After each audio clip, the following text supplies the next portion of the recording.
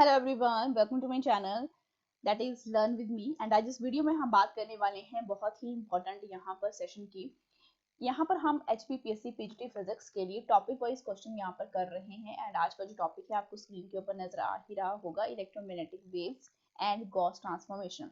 अगर मैं topic wise अगर प्रिपरेशन की आपको बात करूं तो पीजीटी फिजिक्स के एग्जामिनेशन को अगर आपने क्रैक करना है तो हर एक टॉपिक के ऊपर कम से कम आपको 50 क्वेश्चन जो है अपनी प्रैक्टिस के लिए जरूर लगाकर देखने हैं। एंड वो क्वेश्चंस लगा के देखने हैं जो आपकी पीजीटी फिजिक्स का पूरा पैटर्न है। HPPSC जिस तरीके के क्वेश्चन पूछता है तो हर एक टॉपिक के ऊपर आपके 50 क्वेश्चन जो है वो लगे हुए होने चाहिए ताकि आप इस एग्जाम में एक्सेल कर पाओ।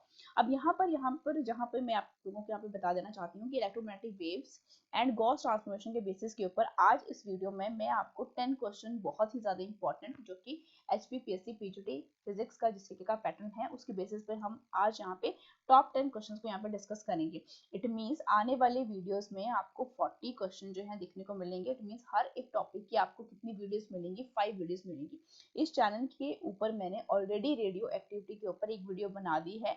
एंड वैसे ही रेडियो एक्टिविटी एक टॉपिक है तो उसके ऊपर आपको 50 क्वेश्चन अगर आपने करने हैं तो इट मींस मुझे 4 वीडियोस और ज्यादा बनानी पड़ेंगी। इट मींस यहाँ पर मेरी जो स्ट्रैटेजी है वो ये है कि हर एक टॉपिक के ऊपर मैं आप लोगों को कम से कम 50 क्वेश्चन जो है जरूर प्रोवाइड करवाऊं ताकि आप उन क्वेश्चंस की प्रैक्टिस लगाकर जो है अपनी पीजीटी फिजिक्स की एग्जामिनेशन की जो तैयारी है वो बूस्ट अप कर सके। So without wasting any time हम इस चैनल के ऊपर जो है अपना वीडियो शुरू करते हैं। अगर कोई बच्चा जो है इस चैनल को पहली बार देख रहा है तो मेक श्योर कि आप इस चैनल को जरूर सब्सक्राइब कीजिए। एंड वीडियो के ऊपर जिस तरीके का रिस्पांस रहता है उसी की बेसिस के ऊपर जो है आपको इस तरीके की वीडियोस देखने को मिलेंगी। तो पहला क्वेश्चन देखो यहाँ पर आपको किस तरीके से देखने को मिल रहा है कि डायरेक्शन ऑफ प्रोपेगेशन बेटा किसकी, इलेक्ट्रोमैग्नेटिक वेव की। तो इलेक्ट्रोमैग्नेटिक वेव के बारे में हमें इतना पता है कि इसके पास एक इलेक्ट्रिक फील्ड वेक्टर रहता है एंड एक आपके पास वेक्टर रहता है मैग्नेटिक फील्ड वेक्टर। अब ये दोनों वेक्टर जो है आपस में क्या होते हैं, परपेंडिकुलर होते हैं। अगर मुझे डायरेक्शन बतानी हो किसकी कि इलेक्ट्रोमैग्नेटिक वेव किस डायरेक्शन में जा रही है तो इट मींस हम क्या करते हैं कि electric field vector cross magnetic field vector का क्रॉस। तो जिस डायरेक्शन में ये क्रॉस की जो वैल्यू होगी उसी डायरेक्शन में बेटा आपकी क्या लिखी जाती है, उस इलेक्ट्रोमैग्नेटिक वेव की डायरेक्शन लिखी जाती है। It means direction of propagation किसके थ्रू दी जा रही है, इस वेक्टर के थ्रू दी जा रही है जो कि बेटा कहाँ पे देखने को मिलता है आपको, ऑप्शन नंबर सी में देखने को मिलता है। जिस डायरेक्शन में आपकी बेटा वेव जो है प्रोपेगेट कर रही है उसी डायरेक्शन में आपके पास ये जो है आपको डायरेक्शन प्रोपेगेशन देखने को मिलती है जहां पर आपकी इलेक्ट्रिक एंड मैग्नेटिक फील्ड आपस में क्या रहेंगे, परपेंडिकुलर टू ईच अदर रहेंगे। नेक्स्ट क्वेश्चन की हम यहाँ पे बात कर लेते हैं। If a plane electromagnetic waves propagating in a space और इलेक्ट्रिक फील्ड का मैग्नीट्यूड आपको यहाँ पे दिया गया है। इट मींस यहाँ पे मैग्नीट्यूड दिया गया है तो मैं सिंपली ई लिखूंगी, वेक्टर की फॉर्म में इसको नहीं लिखूंगी। और मुझे क्या निकालना है, मैग्नेटिक फील्ड का क्या निकालना है, एम्पलीट्यूड निकालना। तो बहुत सिंपल सी बात है। सबसे पहले आप ये देखो कि ई एंड वी के बीच में क्या कोई रिलेशनशिप है, एम्पलीट्यूड किसका, मैग्नेटिक फील्ड का, एम्पलीट्यूड किसका, इलेक्ट्रिक फील्ड का। तो दोनों के बीच में एक डायरेक्ट रिलेशनशिप हमें देखने को मिलता है, that is E which is equivalent to B C. अब मुझे ये निकालना है कि एम्पलीट्यूड मैग्नेटिक फील्ड का कितना है जो कि दिया जा रहा है बी के थ्रू। तो बी किसके इक्वल बन जाएगा, that is E divided by C. E की वैल्यू आपको ऑलरेडी क्वेश्चन में बोला गया है 9 इंटू 10⁻³ बोला गया है। एंड सी की जो वैल्यू है वो हम सभी जानते हैं, वेलोसिटी ऑफ लाइट 3 इंटू 10⁻⁸। तो यहाँ से 3 इंटू 3 इंटू और यहाँ पे कितना बन जाएगा 10⁻। अब हम निकाल क्या रहे हैं, मैग्नेटिक फील्ड का एम्पलीट्यूड निकाल रहे हैं जिसका यूनिट क्या बन जाएंगे, टेस्ला। यहाँ पे जो सही आंसर है that is option number D, इस क्वेश्चन का बिल्कुल सही आंसर हो जाता है। नेक्स्ट क्वेश्चन भी अब देखो जरा यहाँ पे क्या बोला गया है कि प्लेन इलेक्ट्रोमैग्नेटिक वेव आपको बेटा ये दी गई है, ठीक है। तो आपको पूछा क्या गया है, डाइलेक्ट्रिक कांस्टेंट पूछा गया। तो बहुत ध्यान से देखो, जब कभी भी आपको ऐसी इक्वेशन देखने को मिल रही तो आप इसको क्या कर दो, इक्वेट कर दो किसके साथ, स्टैंडर्ड इक्वेशन के साथ, ठीक है। अब स्टैंडर्ड इक्वेशन क्या रहती है, ई विच इज इक्विवेलेंट टू क्या, ए क्या रहता है, एम्पलीट्यूड। तो एम्पलीट्यूड की वैल्यू कितनी है 100 cos into omega T plus के ऑफ एक्स। अब बहुत से बच्चे ऐसे करेंगे कि ओमेगा की वैल्यू यहाँ से देखेंगे 6 इंटू 10⁸ एंड के की वैल्यू जो है 4 यहाँ पे देखेंगे तो डायरेक्टली 4 जो है आपका इस तरीके से आप आंसर निकाल लोगे। लेकिन जब हम बात करते हैं प्लेन इलेक्ट्रोमैग्नेटिक वेव की तो ये आपके पास जो के की वैल्यू है दैट इज डाइलेक्ट्रिक कांस्टेंट, वो किस तरीके से दी जाती है, वो दी जाती है आपके रिफ्रैक्टिव इंडेक्स का स्क्वायर। अब हम सभी जानते हैं कि रिफ्रैक्टिव इंडेक्स जो है एन के थ्रू दिया जाता है जिसकी वैल्यू होती है सी बाय बी। इट मींस मुझे सी की वैल्यू तो पता है, वेलोसिटी किसकी चाहिए मुझे, इस प्लेन इलेक्ट्रोमैग्नेटिक वेव की। अब जो वेलोसिटी है वो दी किसके थ्रू जाती है, ओमेगा वाई के थ्रू। अब ओमेगा की वैल्यू यहाँ पर दी गई है 6 इंटू 10⁻⁸ क्या 8 डिवाइडेड बाय के की वैल्यू कितनी है 4 है। तो इट मींस अगर मैं इसको डिवाइड करूं तो कितना आएगा, ये 1.5। इट मींस वेलोसिटी की वैल्यू 1.5 इंटू 10⁸ मीटर पर सेकंड मुझे यहाँ पर मिल चुकी है। अब ये वैल्यू अगर मुझे मिल चुकी है तो मैं इसको रिफ्रैक्टिव इंडेक्स में क्या कर दूंगी, पुट कर दूंगी। सी की वैल्यू कितनी है 3 इंटू 10⁸ डिवाइडेड बाई बी हमने कितना निकाला 1.5 इंटू 10⁸।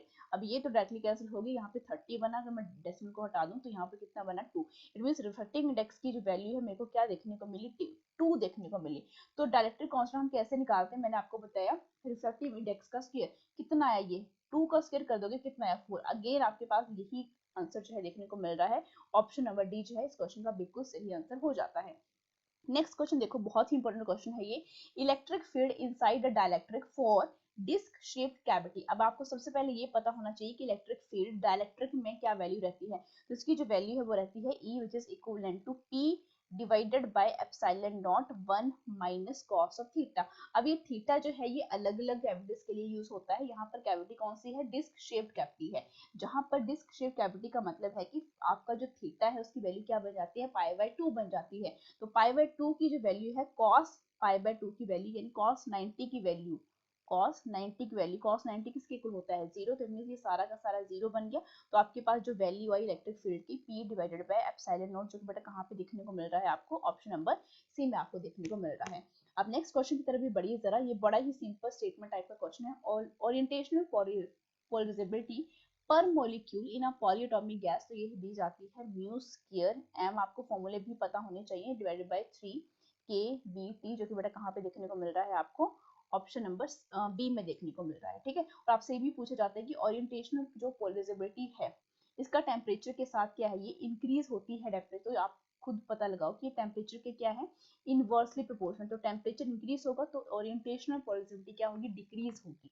ठीक है, एंड वाइस वर्सा। तो आपका ऑप्शन नंबर बी जो है वो इस क्वेश्चन का क्या है, बिल्कुल सही आंसर है। अब इस क्वेश्चन को देखो जरा, इस क्वेश्चन को देखिए जो है बहुत से बच्चे जो है कंफ्यूज हो जाएंगे, लेकिन इस क्वेश्चन को मैं सिंपल अगर यहाँ पे देखो e रेज टू पावर क्या है बेटा, यहाँ पे sin रेज टू पावर 2 है, omega t minus beta of x है। ठीक है, अब आप ये देखो कि ये जो आर्गुमेंट है मुझे क्या करना है, इसको सिंप्लीफाई करना है। मैं सिंप्लीफाई किस तरीके से करूंगी, e रेज टू पावर क्या sin 2, बीटा को अगर मैं बाहर लेकर आ जाती हूँ तो यहाँ पर क्या बचा मेरे पास ओमेगा, ठीक है, t, एंड यहाँ पर क्या बचा मेरे पास, सिर्फ और सिर्फ यहाँ पर x बचा। इट मींस अगर ओमेगा बाय टी आर्गुमेंट को मैंने क्या कर दिया, थोड़ा सा सिंप्लीफाई कर दिया है। तो ये जो t का जो कंपोनेंट है कौन सा, ओमेगा t वाला, यही क्या रिप्रेजेंट करता है, वेलोसिटी को रिप्रेजेंट करता है। तो यहाँ हम t के टर्म में तो लेंगे नहीं, तो मींस मुझे बीटा के साथ क्या करना पड़ेगा, इसको मल्टीप्लाई करना पड़ेगा। तो ये क्या बन जाएगा, ओमेगा डिवाइडेड बाय बीटा, जो कि क्या बन जाती है, वेलोसिटी ऑफ प्रोपेगेशन किसकी, प्लेन वेव की। तो इसका जो सही आंसर है कहाँ पे नजर आ रहा है आपको, ऑप्शन नंबर डी में आपको नजर आ रहा है। ठीक है, नेक्स्ट क्वेश्चन की तरफ हम बढ़ते हैं। बोला कि गया है in a given medium sigma divided by sigma क्या है, कंडक्टिविटी है, ओमेगा एंड एप्सिलॉन, ये इसकी वैल्यू आपको ये दी गई है। ठीक है, तो मैग्नेटिक एंड इलेक्ट्रिक फील्ड जो है आउट ऑफ फेज पूछे गए हैं। आउट ऑफ फेज की कभी भी बात हो रही है, इट मींस वहां पे आपको एंगल पूछा जा रहा है। तो ये रिलेशनशिप जो है आप सभी जानते हैं, जब हम किसकी बात करते हैं, मैग्नेटिक फील्ड की बात करते हैं, और जब हम इलेक्ट्रिक फील्ड की बात करते हैं, इसकी पोलर फॉर्म की बात करते हैं, तो पोलर फॉर्म दी जाती है tangent of 2 theta which is equivalent to sigma divided by omega epsilon. ठीक है, अब इसकी जो वैल्यू है ये कंप्लीट आपको दी गई है। तो टेंजेंट ऑफ 2 थीटा किसके इक्वल आया आपके पास, 1.732। अभी 1.732 की वैल्यू जो है हम सभी जानते हैं 2 थीटा एज इज रहा, टेंजेंट इनवर्स बना यहाँ पर 1.732। तो ये वैल्यू किसके, 1.732 टेंजेंट का कौन सा एंगल होता है, वो एंगल होता है आपके पास 60 डिग्री। ठीक है, तो यहाँ पर 30 डिग्री जो है वो क्या आ जाएगा, यहाँ पे इसको जरा डिवाइड कर दो। ठीक है, 30 बना, तो यहाँ पे जो आउट ऑफ फेज रहेंगे इलेक्ट्रिक एंड मैग्नेटिक फील्ड, वो कितने एंगल से रहेंगे, इलेक्ट्रिक एंड मैग्नेटिक फील्ड दोनों के बीच में जो एंगल रहेगा आउट ऑफ फेज कितने एंगल से रहेंगे, ये 30 डिग्री से। ऑप्शन बी जो है इस क्वेश्चन का क्या हो जाता है, बिल्कुल सही आंसर हो जाता है। अगर कोई बच्चा नोट्स बना रहा है ना, तो ये जो क्वेश्चन मैं आपको यहाँ पे फॉर्मूलाज बता रही हूँ ये भी साथ साथ में आपने करते जाना है। ठीक है, नेक्स्ट क्वेश्चन देखो जरा, यहाँ पे ये भी बड़े अच्छे लेवल का क्वेश्चन है। वेक्टर पोटेंशियल आपको दिया गया है ए, ठीक है, एक किस इक्वेशन के साथ ये। अब एसोसिएटेड मैग्नेटिक फील्ड निकालनी है आपको, तो देखो बी किस तरीके से निकाल लेंगे, डेल क्रॉस कर देते हैं। ठीक है, क्योंकि हम मैग्नेटिक फील्ड को इसी तरीके से निकालते हैं। अब ये डेल क्रॉस ए को हम किस तरीके से निकालते हैं, आई जे एंड के कंपोनेंट को लिखते हैं एंड करली बाय करली x, curly by curly Y and curly by curly Z. अब यहाँ पे आई का कंपोनेंट बेटा कितना है, y, तो माइनस वाई आ जाएगा। j का कंपोनेंट क्या है 2x, तो यहाँ पे 2x आ जाएगा। z का कोई भी कंपोनेंट नहीं है, k का कोई भी कंपोनेंट नहीं है, तो यहाँ पे क्या आ जाएगा 0 आ जाएगा। अब क्या कर दो, क्रॉस मल्टीप्लाई कर दो, i लिखो, ब्रैकेट के अंदर क्या बचेगा, ये तो आपके पास छिप जाएगी और इसको इसके साथ मल्टीप्लाई कर देंगे तो करली बाय किसके साथ, 0 के साथ, ठीक है, माइनस क्या करली बाय करली जेड किसके साथ, 2x के साथ, ठीक है। अब नेक्स्ट देखो जरा, नेक्स्ट क्या है आपके पास, j है, ठीक है, j को छिपा लो एंड दूसरे को क्या कर दो, मल्टीप्लाई कर दो, तो करली बाय करली एक्स किसके साथ, 0 के साथ and curly by curly Z किसके साथ, माइनस ऑफ y के साथ। उसके बाद क्या बचा आपके पास बेटा, k बचा, ठीक है, यहाँ पे माइनस लिखा जाता है, ठीक है, मैंने थोड़ा सा क्या कर दिया इसको बेटा माइनस कर लो, ठीक है। अब यहाँ पे क्या है, करली बाय करली करली बाय करली एक्स, ठीक है, क्योंकि जे है तो यहाँ पे क्रॉस मल्टीप्लाई इन दोनों के साथ होगा, करली बाय करली एक्स किसके साथ, 2x, माइनस क्या करली बाय किसके साथ, y के साथ। ये इक्वेशन बनी। अब यहाँ पे देखो 0 है, कांस्टेंट क्वांटिटी है, y के साथ डिफरेंशिएट नहीं हो सकता, यहाँ पे x है z है, ये डिफरेंशिएट नहीं हो सकता, तो ये वैल्यू हमें क्या देगी, 0 देगी। अब यहाँ पे भी 0 है, इसको हम कांस्टेंट क्वांटिटी को डिफरेंशिएट नहीं कर सकते, यहाँ पे y है, बेस में कितना है z है, तो हम इसको भी डिफरेंशिएट नहीं कर सकते, तो ये क्या हो सकता है, 0 के इक्वल हो जाएगा। अब यहाँ पे देखो 2x और बेस में भी ये x है, तो मींस x के साथ यहाँ पे कितना बना, 2 बना मेरे पास, ठीक है। अब y तो यहाँ पे ऑलरेडी माइनस है, तो ये कितने बन जाएंगे, प्लस के मन, इट मींस मेरे को 3 कितने मिले, k वेक्टर के साथ मिले। तो यहाँ पर यही क्या है आपके पास, एसोसिएटेड मैग्नेटिक फील्ड आपको क्या नजर आ रही है, 3k unit vector. Option number B इस क्वेश्चन का क्या है, बिल्कुल सही आंसर है। अब इस क्वेश्चन को बहुत बड़े ही ध्यान से समझना, यहाँ से आपके 3 टाइप के क्वेश्चन जो है मैं आपको यहाँ पे करवा दूंगी। सबसे पहले आप ये देखो कि इलेक्ट्रिक मैग्नेटिक जो आपकी वेव है वो प्रोपेगेट हो रही है नॉन मैग्नेटिक मीडियम में, जिसके पास 2 पैरामीटर्स हैं, और 2 पैरामीटर्स आपको पता होने चाहिए, एप्सिलॉन आर जो कि इसको हम क्या बोलते हैं, इलेक्ट्रिक परमिटिविटी भी बोलते हैं, परमिटिविटी भी बोलते हैं, एंड एन क्या है यहाँ पे, रिफ्रैक्टिव इंडेक्स है। सबसे पहले हम बात करते हैं कि इलेक्ट्रिक मैग्नेटिक वेव की नॉर्मल स्पीड की। तो नॉर्मल स्पीड जो है बेटा वो v के थ्रू दी जाती है, विच इज इक्विवेलेंट टू क्या आता है, ये विच इज इक्विवेलेंट टू आपके पास that is under root mu epsilon, ठीक है। ये तो हुई आपके पास नॉर्मल जो हम स्पीड बोलते हैं। अब जो c है यहाँ पर, ठीक है, जिसको हम वेलोसिटी ऑफ इलेक्ट्रोमैग्नेटिक वेव भी बोलते हैं, जब हम फ्री स्पेस की बात कर रहे हैं, ठीक है, ये तो आपके पास फेज वेलोसिटी इसको बोला जाता है जनरल टर्म में, ठीक है। अगर मैं इसकी बात करूं फ्री स्पेस में, तो यहाँ पर c जो है क्या बन जाता है, epsilon not and epsilon you mu naught epsilon not, ठीक है। अब यहाँ पे जब फ्री स्पेस की बात करते हैं, तो यहाँ पर आपका ये म्यू आर जो है वो ग्रेटर देन 1 हो जाता है एंड एप्सिलॉन आर भी ग्रेटर देन क्या हो जाता है, 1 हो जाता है। तो हमें क्या पता लगता है कि जो आपके पास क्या आ रही है, फेज वेलोसिटी है वेव की, वो लेस देन हो जाती है सी के साथ। तो एक क्वेश्चन आपका यहाँ से भी बन सकता है। अब नॉर्मल आप आ जाओ कि यहाँ पे इलेक्ट्रोमैग्नेटिक वेव के पास 2 पैरामीटर्स हैं, कौन कौन से, electric permittivity and refractive index. अब रिफ्रैक्टिव इंडेक्स के केस में हम इसकी बात करते हैं कि एन, अगर नॉर्मल रिफ्रैक्टिव इंडेक्स मुझे बात करना हो तो वो किसके थ्रू दिया जाता है, सी बाय वी। पहले यहाँ से समझो, अब सी बाय वी जो है ये सी बाय वी कर दो, दोनों को डिवाइड कर दो, तो मुझे क्या मिला, under root epsilon R and mu, दोनों को डिवाइड कर दो ना, फ्री स्पेस को मीडियम के साथ कर देते हैं, तो आपके पास यही आता है, ठीक है। अब यहाँ पर जब हम बात करते हैं नॉन मैग्नेटिक मीडियम की, नॉन मैग्नेटिक मीडियम में बोलने का मतलब क्या है कि आपके पास जो मैग्नेटिक परमिटिविटी है उसकी वैल्यू कितनी हो जाती है, 1 हो जाती है। तो ये जो जब ये वैल्यू 1 होगी तो एन मेरे को क्या मिला यहाँ पे, एप्सिलॉन आर, ठीक है, एप्सिलॉन आर मेरे को मिल गया। तो यहाँ पर आपके पास कौन सा रिलेशनशिप सही हो रहा है, यहाँ पे ऑप्शन नंबर बी, क्योंकि यहाँ पे एप्सिलॉन आर आ रहा है। अगर इस क्वेश्चन में एन स्क्वायर इस तरीके से दिया गया हो तो आप इस तरीके से भी कर सकते हो, दोनों इक्वेशन क्या है आपस में सेम ही तो है ये, ठीक है। अब यहाँ पर ये देखो कि इस इक्वेशन को बेटा हम क्या बोल देते हैं, मैक्सवेल इक्वेशन बोलते हैं इनको, ठीक है, मैक्सवेल इक्वेशन है ये, मैक्सवेल रिलेशनशिप भी बोलते हैं, ठीक है। इनको वेरीफाइड किया गया है। अगर मैं बात करूं नॉन पोलर मॉलिक्यूल्स की, तो ये आपके पास ये जो इक्वेशन है ये बिल्कुल सही बैठती है मैक्सवेल के रिलेशनशिप। जब हम बात करते हैं नॉन पोलर मॉलिक्यूल्स की, जैसे कि आप हाइड्रोजन ले लो, आप अगर बेंजीन को लेना चाहते हो तो बेंजीन भी ले सकते हो, वो भी नॉन पोलर मॉलिक्यूल है। इसको कार्बन ले लो तो कार्बन भी क्या है, नॉन पोलर मॉलिक्यूल्स है, ठीक है। लेकिन अगर हम बात करते हैं किसकी, पोलर मॉलिक्यूल्स की, पोलर मॉलिक्यूल में ये बेटा आपके पास, इनको मैं मेंशन भी कर देती हूँ अगर आप नोट्स बना रहे हो, ठीक है। नॉन पोलर मॉलिक्यूल, ये आपकी इक्वेशन जो है वो क्या हुई है, एक्सपेरिमेंटली वेरीफाइड हुई हैं। अगर मैं बात करूं यहाँ पे किसकी, पोलर मॉलिक्यूल्स की। अब पोलर मॉलिक्यूल का सबसे इजीएस्ट एग्जांपल क्या है आपके पास, वाटर। ठीक है, वाटर हो गया एंड ग्लास हो गया। ठीक है, अब वाटर एंड ग्लास जो है यहाँ पर भी इसके लिए भी क्या हुए हैं, ये इक्वेशन जो है वो वेरीफाइड हुई है। अब यहाँ पे सिंपल सा समझो यहाँ पे कि ये जो एप्सिलॉन आर है, थोड़ा सा मैं दूसरा पेन यूज करती हूँ यहाँ पर।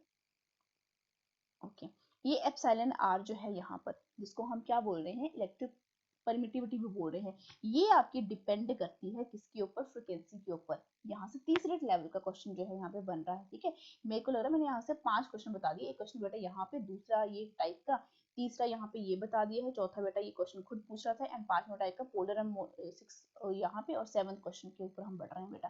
ठीक है, अब ये जो एप्सिलॉन आर है, ये फ्रीक्वेंसी के ऊपर किस तरीके से डिपेंड करती है, इनवर्सली। इट मीन्स अगर फ्रीक्वेंसी इंक्रीज होती है तो आपके पास ये इलेक्ट्रिक परमिटिविटी क्या होती है, डिक्रीज होती जाती है। ठीक है, तो रिफ्रैक्टिव इंडेक्स जो है एग्जिबिट कर रहा है। अब ये जो है डायरेक्टली किसके प्रोपोर्शनल बेटा, एन के देखो ना इस रिलेशनशिप को। ठीक है, अब मुझे यहाँ से पता लगा, अब ये क्वेश्चन इस तरीके से नहीं पूछा जाएगा क्योंकि कुछ बच्चों को ये इक्वेशन पता होगी, लेकिन एन स्क्वायर के साथ किस तरीके से रिप्रेजेंट करता है, तो आप रिफ्रैक्टिव इंडेक्स जो है वो क्या है, एग्जिबिट करता है वेरिएशन विद द क्या, फ्रीक्वेंसी के साथ। जिस फिनोमिना को बेटा हम क्या बोल देते हैं, डिस्पर्जन भी बोलते हैं। ठीक है, तो एक ही क्वेश्चन में अलग अलग टाइप के क्वेश्चन को बेटा इस तरीके से घुमा फिरा के भी पूछा जाता है, तो आपको हर एक टाइप का कॉन्सेप्ट जो है पता होना चाहिए। नेक्स्ट क्वेश्चन की तरफ हम बढ़ते हैं, ये लास्ट क्वेश्चन है और बड़ा ही सिंपल टाइप का क्वेश्चन है। बोला गया कि फ्रिक्वेंसी बेटा देखो कितनी ज्यादा है, 2 गीगाहर्ट्ज जो है ये आपके पास फ्रिक्वेंसी दी गई है, एंड आपको मटेरियल के पास जो कंडक्टिविटी है वो इतनी है, एंड एप्सिलॉन आर की जो वैल्यू है वो बेटा 80 बोली गई। तो इस फ्रीक्वेंसी के ऊपर मटेरियल कैसे एक्ट करता है, तो सबसे पहले आप ये देखो कि जब हम sigma divided by omega epsilon करते हैं, बहुत कम अगर वैल्यू है, तो ये सारे के सारे बेटा क्या बन जाते हैं, पुअर कंडक्टर्स बन जाते हैं। ठीक है, ये वैल्यू को पता होनी चाहिए। अगर मैं बात करूं कि अगर आपके पास जो ये सिग्मा है, अगर ये क्या है बेटा, क्या है, हाई है, तो ये क्या बन जाएंगे आपके पास, गुड कंडक्टर बन जाएंगे। सिग्मा की वैल्यू जो है वो क्या है, बहुत ज्यादा हाई है। ठीक है, तो ये क्या बन जाएंगे आपके पास, कंडक्टर्स बन जाएंगे। ठीक है, अगर हम बोलेंगे तो ये क्या है आपके पास, गुड कंडक्टर्स हैं। कंडक्टर्स तो हैं लेकिन किस टाइप के, गुड कंडक्टर्स हैं। तो यहाँ पर जो सही आंसर हो जाएगा वो ये फ्रिक्वेंसी की वैल्यू भी तो देखो कितनी ज्यादा आ रही है, एंड जो कंडक्टिविटी की वैल्यू है वो भी कितनी ज्यादा है। तो इट मींस इस फ्रिक्वेंसी के ऊपर आपका मटेरियल किस तरीके से एक्ट करेगा, option number B, that is good conductor की तरह काम करेगा। तो ये थे आज के टॉप 10 क्वेश्चन। इस तरीके की और भी वीडियोस को देखने के लिए चैनल को जरूर सब्सक्राइब कीजिए और इसको मैक्सिमम स्टूडेंट के साथ शेयर कीजिए, ताकि मैक्सिमम स्टूडेंट की जो प्रिपरेशन है वो बहुत एक अच्छे लेवल से हो सके, ताकि आप अपनी पीजीटी फिजिक्स की जो सीट है उसको क्या कर सके, बुक कर सके। मिलते हैं नेक्स्ट वीडियो में। Till then thank you so much, like and subscribe for more videos.